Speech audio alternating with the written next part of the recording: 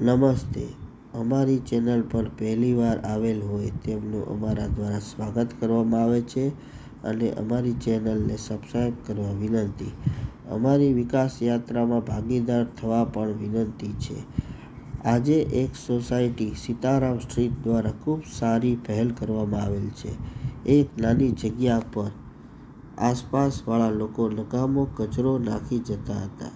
તે જગ્યા સાફ સફાઈ કરી સોસાયટીના સભ્યો દ્વારા 6 વૃક્ષોનું વૃક્ષારોપણ કરવામાં આવ્યું છે, જેથી શહેર પણ ચોખ્ખું રહે, પર્યાવરણને પણ ફાયદો રહે તેવો સરસ પ્રયોગ કરવામાં આવેલ છે.